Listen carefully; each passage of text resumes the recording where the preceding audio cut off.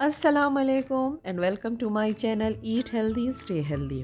आज आप लोगों के साथ शेयर कर रही हूँ बहुत ही मज़े की रेसिपी जो है हमारी लौकी की भुजिया या लौकी की सब्ज़ी आप इसे कह दें।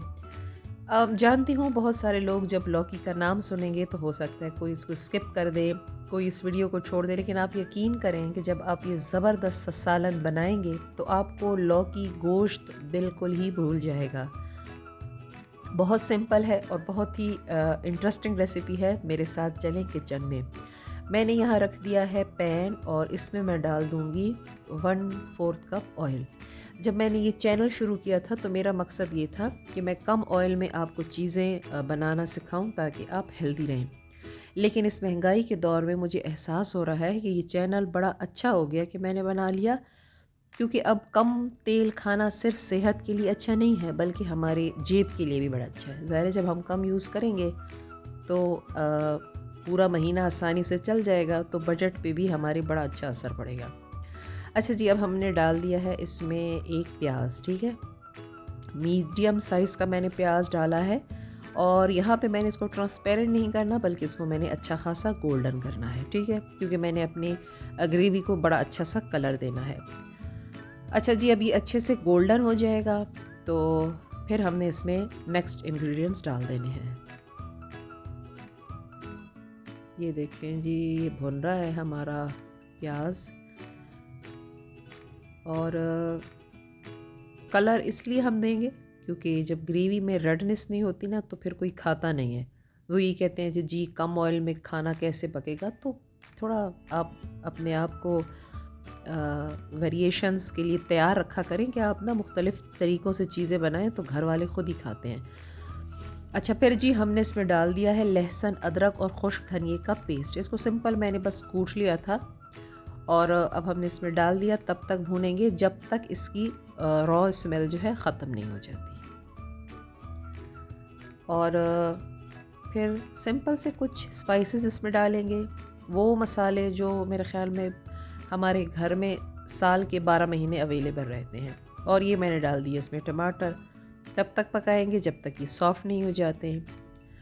बहुत ही आसान रेसिपी है, नॉर्मल हम जो घर में सालन बनाते हैं उसी तरीके से ही है, लेकिन बस एक थोड़ा इंग्रेडिएंट्स इसमें मैंने इंक्लूड किया है और थोड़ी सी इस रेसिपी को मैंने चेंज किया है ताकि आपके घर वाले जो हैं कद्दू को अच्छे से खा सकें।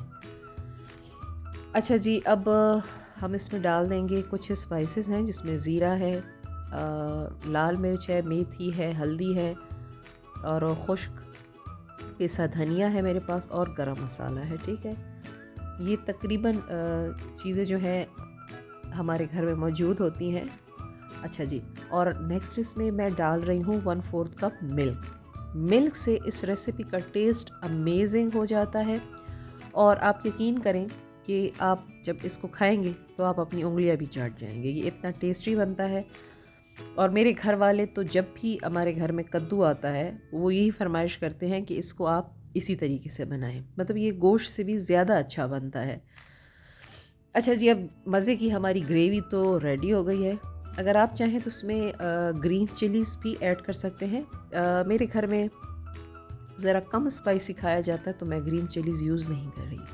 अच्छा जी, यहाँ पे मैंने लिए थे 2 कद्दू और उनको मैंने पानी डालकर नमक के साथ उबाल लिया था और उबालते वक्त थोड़ी सी मैंने इसमें हल्दी भी डाल दी थी। ठीक है, इसमें हमने पानी जो है उसको बिल्कुल भी नहीं फेंकना, इसी पानी के साथ ही हमने कद्दू को इस ग्रेवी के अंदर डालना है। कद्दू को आपने ज़्यादा बॉयल भी नहीं करना, ऐसा ना हो कि वो बहुत मैश हो जाए। आपने कद्दू को इस तरह से थोड़ा वो नज़र आना चाहिए ना कि आपने क्या बनाया है। थोड़ी देर के लिए ढकेंगे और देखें जी हमारा ज़बरदस्त सा कद्दू जो है रेडी हो गया है। आप इसकी शक्ल देखें कितनी ज़बरदस्त लग रही है और खाने में तो ये सुपर टेस्टी है। तो चले अपनी ये ज़बरदस्त सी रेसिपी आज मैंने आपके साथ शेयर कर दी, इसे ज़रूर बनाइए और अगर वीडियो अच्छी लगी तो मुझे लाइक, शेयर और कमेंट ज़रूर कर दीजिए। मेरे चैनल पर नए हैं तो इसे सब्सक्राइब कर दीजिए और अपनी दुआओं में मुझे याद रखिए और अपना बहुत ख्याल रखें। मुझे दीजिए इजाज़त। अल्लाह हाफ़िज़।